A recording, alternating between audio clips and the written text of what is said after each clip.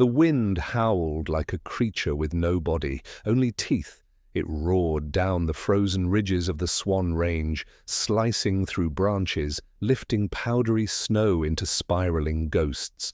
Trees bowed under the weight of white, creaking like ancient bones. And from that white silence came movement. It was small, low to the ground, barely more than a smudge against the snow-blind world. A bobcat kitten, no older than 6 months, too young for this alone, limped through the storm, its left paw leaving smears of red across the drifts. Blood welled between its toes, dark against the untouched snow. With each step, the animal's sides heaved. Breathing took effort. Thinking, perhaps, even more. He didn't know where he was going, only that he had to move. Forward meant warmth, or shelter, or maybe nothing. But still, forward. A gust knocked him sideways. He tumbled, rolled, and lay still, for a breath too long. Then he forced himself upright, ears flattened. Fur crusted in ice. The snow clung to his belly like salt to a wound. He was shivering, but there was no sound, just the violence of the wind and the soft, rhythmic hiss of his breath escaping. He crossed into a clearing where the trees grew sparse and the wind lost its mind, whipping sideways, whistling through every branch. His body trembled, then sagged, his legs folded beneath him. From where he lay, the world tilted, sky above, white below. The storm had swallowed every path, every scent, every sign of life. And yet, he stayed alert. His golden eyes flicked toward a shape, a structure, barely visible through the swirling snow, a cabin. It sat like a forgotten tooth at the base of a hill, half swallowed by drifts. The roof bore a thick crust of white. The windows glowed faintly, flickering amber behind iced glass. A chimney exhaled lazy smoke into the sky. It smelled like pine and ash and warmth.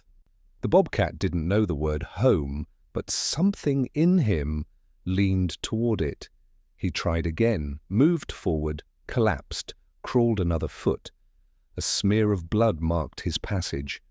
He reached a pine at the edge of the clearing and curled beneath it. The lowest branch, heavy with snow, bending low like a mother's hand. He closed his eyes. The storm screamed on, wind thrashed the forest, tore at the eaves of the cabin, howled against the glass. But beneath the pine, something small continued breathing.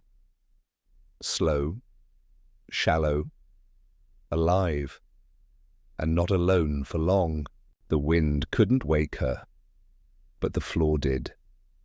Lila Monroe was painting when the vibration reached her.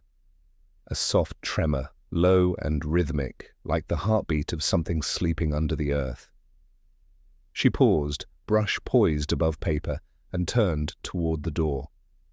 Nothing moved, but something had changed, not in the room, in the air.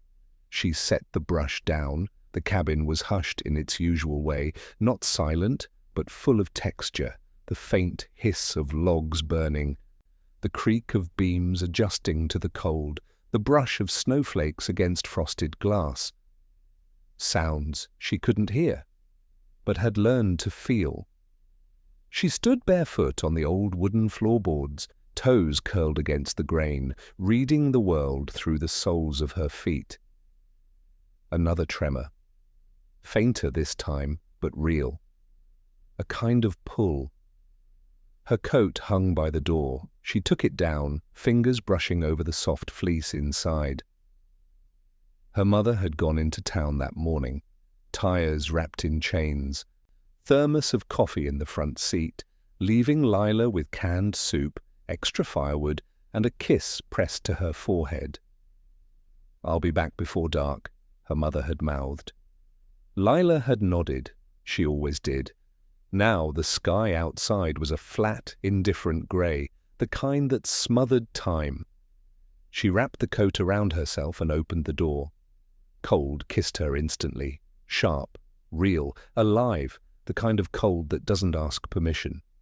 Snow fell in tight spirals. The blizzard wasn't at full scream yet, but it was close. Drifts came up past her knees as she stepped down into the yard, one hand shielding her eyes, the other steadying herself on the porch rail. Then she saw them. Tracks, uneven, deep. Something had struggled through here. The prints led away from the cabin and veered left, toward the trees. She crouched beside them, letting her glove hover over the indentations. A scattering of blood dotted the edges.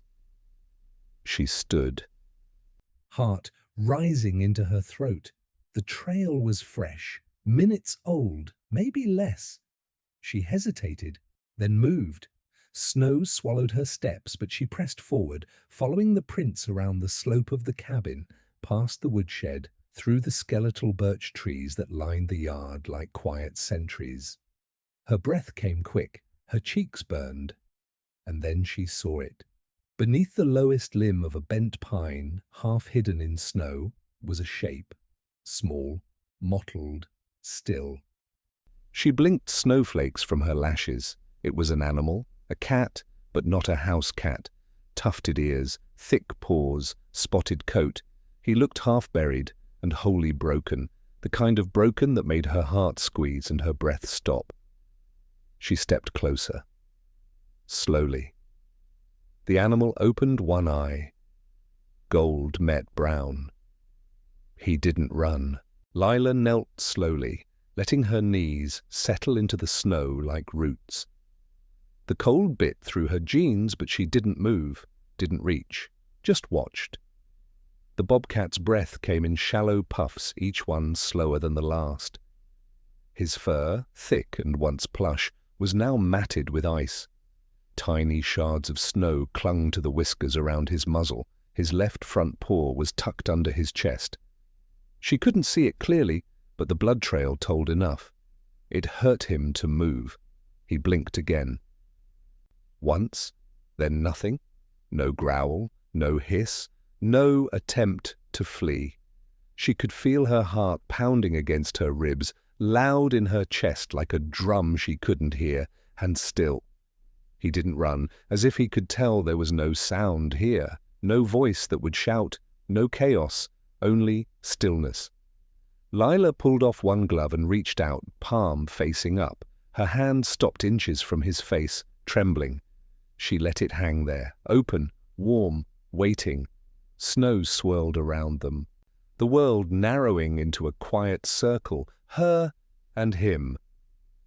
The bobcat's nose twitched. He didn't lift his head, just inched it closer, nostrils flaring as he took in her scent. Then, with a sigh so soft it barely stirred the air, he lowered his chin back into the snow. That was all the permission she needed. Gently, she slid her other arm under his body. He didn't resist, just flinched once, his hind legs jerking with pain, then stilled again. His body was lighter than it looked. Bones beneath fur.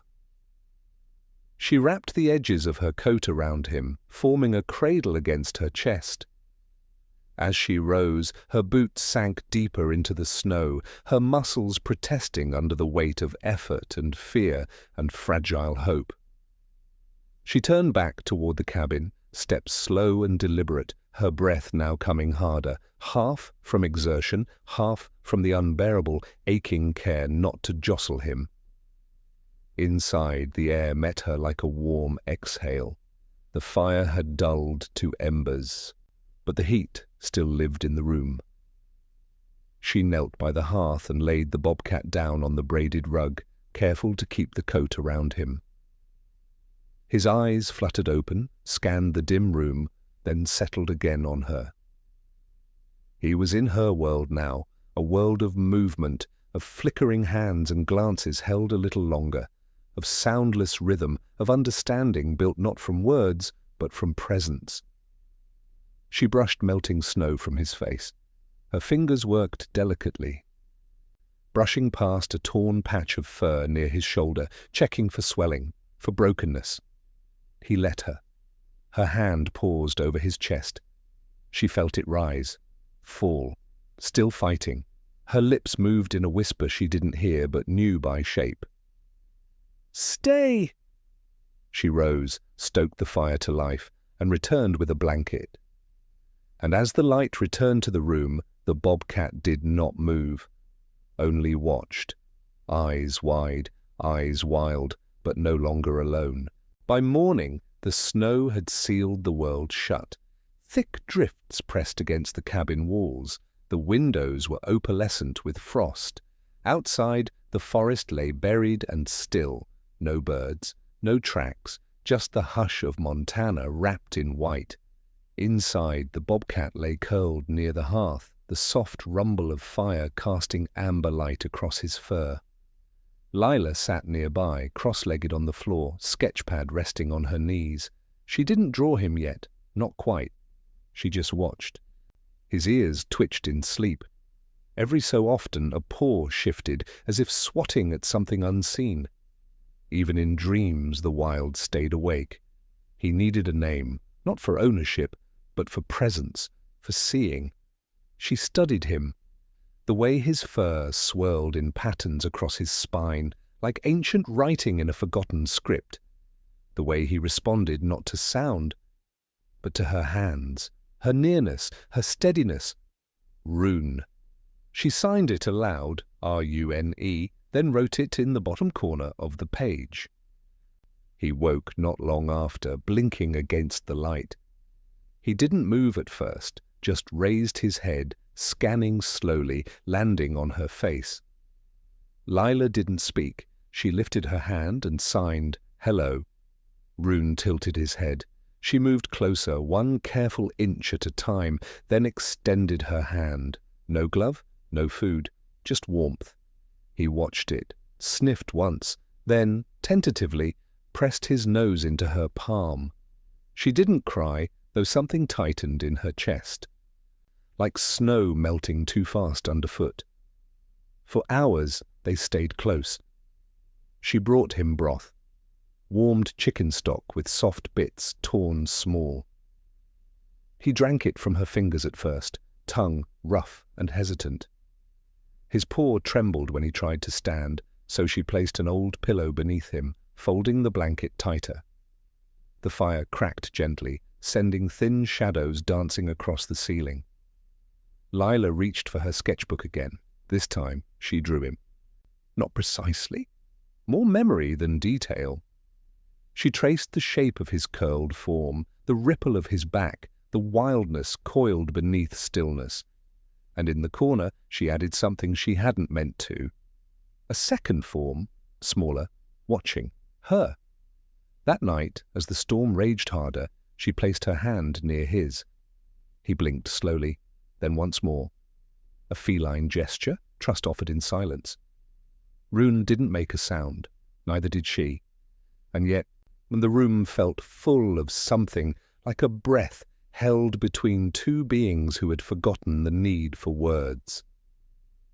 Outside, the storm clawed at the windows. Inside, a deaf girl and a wild kitten learned how to speak without a voice. Each morning, the cabin awoke slower than the sun. The fire needed coaxing. The kettle took time, and Rune, blinking against the light, always waited for Lila's hand to move first. They built a rhythm without meaning to, a soft choreography that repeated, changed, deepened. Lila wore mismatched wool socks, always dragging slightly as she crossed the floor. Rune learned to track her soundless steps, his ears twitching before she appeared. He'd lift his head when she approached with broth or meat, blinking once in greeting. She returned it, 2 fingers to her brow, then out, "Hello." When he was strong enough, he limped after her through the cabin, paws brushing the wood in soft drags. She didn't stop him, just left the doors open, placed pillows near the heat vents, and cleared a path so he could follow. On the 3rd day, he pawed at her glove. She thought he wanted food, But when she held it out, he didn't bite. He pressed his paw over the back of her hand, then withdrew. She stared. It wasn't random, it was a question, a mirrored gesture. She placed her hand back on the floor, fingers splayed. He touched it again, then blinked, and something clicked. That afternoon she took out a block of soft pine and her carving knife. She sat cross-legged near the hearth, Rune at her side. With slow, careful strokes, she shaped an antler. Delicate and curved. It wasn't meant for anything. Just motion. Something to do with her hands while her thoughts scattered like snow outside. Rune watched the knife flash, paused, moved, paused again. When the carving was done, she laid it between them. He sniffed it, nudged it with his nose, then settled beside it, paws tucked in, eyes half-lidded. That night, they played shadows. She held her hands near the lamp, shaping deer, birds, trees. Rune watched, ears flicking, then pounced when a winged shape flitted too close to the floor. Lila laughed silently, shoulders shaking, breath fogging the air. By the 5th day, he'd begun testing his legs, hobbling toward corners, sniffing at closed doors.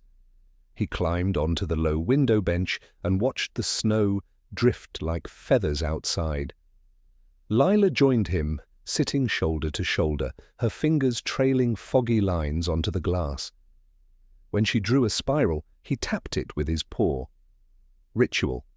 She carved his face next, rough and wide-eyed, capturing not accuracy, but feeling.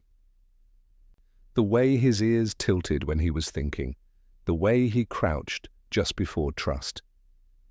She kept that sketch on the mantel, and at night, as firelight swam across the floor and shadows danced over the logs, Rune would curl beside her feet, one paw tucked under his chin.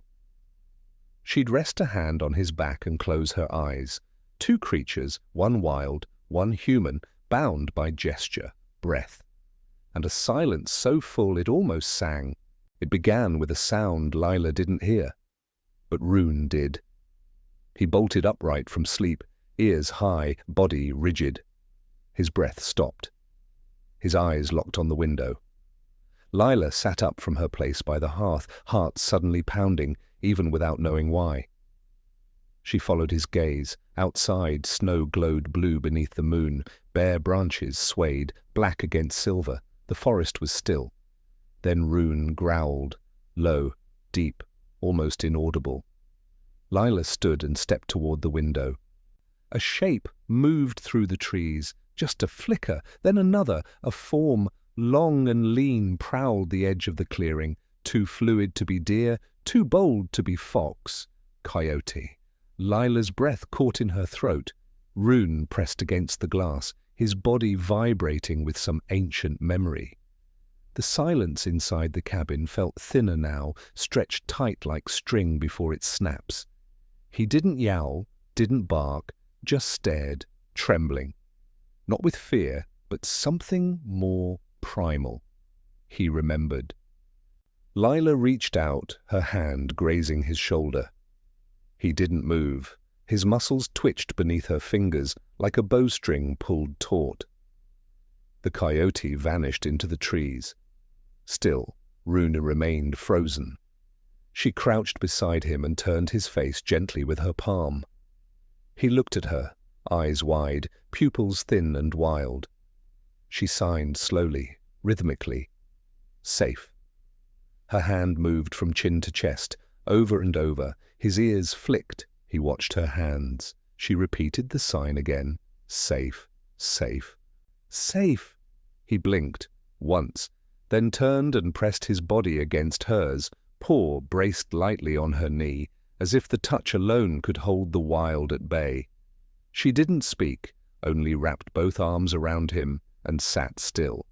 The fire behind them cracked and popped, soft percussion in the silence. After a while, Rune pulled back. He stepped once toward the door, paused. His tail swept the floor. Then, without sound, He returned to her side. They stayed like that for a long time. Lila reached for her notebook and began to draw again. Not Rune, not the coyote, but music, lines of air, vibration without pitch, a storm made of ink. She filled the page with waves and pulses until it looked almost like sound. Rune watched her. She put down the pencil, faced him, and signed something new. A song. Her fingers moved gently, in rhythm, like wind shifting through pine. Not lyrics, not words, just breath made visible, motion instead of melody. Rune blinked slowly, tilted his head, and then, without instruction, he reached out and touched her hand with his paw. A single beat, a soft percussion, a note between species. Rune changed in ways Lila could not stop, but understood. By the 10th morning, he no longer slept near the fire. Instead, he chose the windowsill, watching the forest with the stillness of something remembering who it was. His eyes moved more. Ears twitched at shadows she couldn't see. Muscles beneath fur pulsed with invisible tension. He had healed. Lila watched without touching. She gave him space, even as her hands itched to reach out. Her sketches grew quieter. Fewer lines, more space, as if the paper itself began to say goodbye before she could. Rune began pacing, first the length of the cabin, then to the door, then back. Tail twitching, claws unsheathed as he climbed shelves like branches, pausing to sniff the snow-damp air that trickled through the chimney's edge. He killed a mouse one morning, clean, quick, no sound. She buried it beneath the pine outside, hands cold, heart heavy. The snow had begun to shift. No longer powdery and light. It crusted at the top, breaking underfoot. Drips fell from the roof like soft ticking. The air smelled faintly of wet bark and thawing earth. Spring was on its way, and Rune knew it. She found him sitting on the table near the window that evening, one paw pressed gently to the glass. The sky had gone soft purple. The forest shimmered like a dream half remembered. She didn't interrupt. Instead, she went to the small chest beneath the bed and pulled out a thin piece of pine she had saved. Smooth, pale, unmarked. Over the next hours she carved, careful, steady, unhurried. Her knife traced a circle, 2 prints, hers and his, side by side, one hand, one paw, interlocking, joined, then fading at the edges. She sanded it gently and laid it by the door. Rune didn't go to it, not yet. But that night he slept facing the threshold, ears angled toward the world beyond. She didn't cry, not then. Instead, she reached for her sketchbook and turned to a blank page. She didn't draw his face this time. She drew his absence. The imprint he'd leave. The air before dawn held its own kind of hush, neither night nor morning, just breath between them. Lila stood at the cabin door, her hand resting on the old brass handle, her bare feet curled against the wooden floor. Behind her, Rune sat alert, but still. Body tense, eyes waiting. She hadn't planned this moment. There had been no goodbye, no command, just knowing. She opened the door, cold rolled in, less cruel now, edged with the scent of thaw. The snow outside had softened to slush in places, revealing patches of earth, scattered pine needles, tiny green things barely brave enough to show. Rune stepped forward, slow. He paused on the threshold, paws on the edge of wood and snow. Lila didn't move, didn't speak. Her arms stayed at her sides, fingers twitching once, then stilling. He turned his head toward her. And then, like a whisper made flesh, he pressed his nose into her open palm. Warmth, stillness, a single, shared breath. She closed her eyes, not to hold back tears, but to remember. When she opened them, He was gone. Just snow, just trees, just silence. She didn't step outside, not yet, only knelt by the door and placed her hand on the spot where his nose had touched. The wood there was warm, faintly damp from his breath. She stayed like that for a long time, forehead bowed, hair falling across her cheeks like the edges of a curtain. No sobs, no sound, only the soft or visible ache that wrapped itself around the ribs like a second heartbeat. Later she lit the fire, made tea she didn't drink, moved slowly through the cabin like someone relearning the space around them. Rune's things remained untouched, the carved paw print, the sketch on the mantel, the pillow by the hearth. She didn't need to move them. They had already become memory. That evening, she stood by the window, watching the forest dim into blue. She signed toward the trees. Not a message, just motion. Her hand traced the air. The air said nothing back. But it was enough. Because sometimes farewell was not an ending. It was an opening. The forest had changed its rhythm. Where once snow had silenced every branch, now streams whispered beneath thawing banks. Needles of sunlight pierced through the pine canopy, casting long, reaching fingers across the forest floor. Trees no longer groaned from weight. They rustled, softly, like something stirring from a deep sleep. Lila walked the ridge alone. Her boots pressed into the softening soil, the squelch of early spring giving way beneath each step. A cardinal flitted past her shoulder, a streak of red against pale green. She paused, watching it vanish into thickets. The breeze tugged at her coat. In her hand, she held the carved piece of pine, the one she'd made for him, paw and hand together. She hadn't planned to bring it, but when she opened the drawer that morning, there it was, waiting, like it knew. She reached the edge of the clearing, the place where the snow had once swallowed him whole.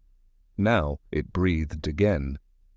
Low brush returning, moss stretching like a waking cat across stone. She crouched beside the pine he had hidden under that first day, ran her fingers over the bark. Then a sound. No, not a sound, a feeling, like pressure behind her, a breath too close, a pause in the air. She turned slowly. Behind her, no more than 10 feet away, stood Rune, bigger, stronger, legs longer, fur glossier, muscles rippling beneath his coat like shadows in motion. But the eyes, those golden, wide eyes, had not changed. He stared at her. No movement. She didn't dare blink. Her fingers tightened around the carving. Her breath caught. Then with a single step, he moved forward. No urgency, no fear, just presence. He stopped within arm's reach and sat. Lila knelt, heart pounding. Slowly she extended the carved wood, laid it on the grass between them. Rune sniffed it once, then nudged it with his paw, delicately, almost reverently. Then he blinked, slowly, once, twice. She returned it. Their silence wrapped around the clearing like a circle, and just as quietly he stood, walked past her, vanished between the trees. No parting touch this time, no gaze held too long, only the knowledge that he came back. Not to stay, but to show her something, that he remembered, that what they shared had not been survival. It had been love. Years passed. The cabin remained, weathered now, wrapped in vines and gentle decay. Seasons came like brushstrokes, green, gold, white, then green again. Time moved not in lines, but in circles. Inside, the hearth still burned most nights. The same braided rug rested near the fire. And above the mantel, in a simple wooden frame, hung a charcoal drawing of a bobcat's face. Eyes open, listening. Lila stood at the easel, hands streaked with paint, sleeves pushed to her elbows. Around her, children moved like wind, soft, unpredictable, full of quiet wonder. They were deaf, like her, some shy, some restless, all learning how to see without listening. She taught them art, but more than that, she taught them presence. How to notice the way light curved against a pine trunk, how to feel the hum of trees through their feet, how to read the pause between gestures like breath. On one wall, sketches told stories, animals mostly, and hands in motion, fingers caught mid-sign, a feather floating between palms, a paw reaching. Some afternoons they asked about the bobcat in the frame. She never gave the full answer, only smiled and said, "He taught me how to listen without needing to hear." The forest remained her rhythm. She still walked the ridge some mornings, long after the snow had melted and wildflowers crept through cracks in the trail. She never saw Rune again, not truly, but sometimes there were tracks. One print. Sharp, clean, pressed into wet earth like a heartbeat left behind. And on one night, wind soft through the trees, moonlight curled along the floor. She stepped outside, hands in the pockets of her long coat, and signed into the darkness. No words, just motion, a swirl of fingers, a flick of the wrist, a closing of the palm. She felt the air shift, not a reply, but an echo, as if somewhere in the trees something wild paused, listened, and remembered her. Inside, by the fire, a child touched the frame drawing and asked, "What was his name?" Lila didn't answer at first. She stepped to the window, gazing out at the starlit snow. Then she signed, slowly, gently, "Rune," and the room fell still. Because some names aren't spoken. They're carried, in pause across frost, in eyes that never blink too fast, in the hush between two beings who never needed sound to speak. The forest is quiet now. Snow gathers softly at the base of the pines, whispering against branches as the wind passes through. Somewhere far beyond the ridge, a stream begins to thaw, its first trickle like a distant lullaby. A feather tumbles down from a high branch, caught mid-air, weightless, and in a clearing half claimed by moss and memory, a single paw print fades beneath falling flakes. Lila no longer walks with the ache of waiting. She walks with presence, each step gentle, each silence full. She has learned the difference between being alone and being held by something unseen. And sometimes, on the quietest nights when snow hushes even her breath, she stands at the edge of the tree line and signs nothing in particular, just motion, gesture, stillness. She doesn't need a reply, because she knows, somewhere out there, in the hush of shadow and wind, Rune moves through the world not as a pet, not as a memory, but as part of its rhythm, wild, whole, heard, even in silence. And she, too, has found her song. A language without words, a bond without sound, just feeling, just presence, just love. If this story touched your heart, stay close. Here on Paw Prints and Stories, we believe some bonds never end,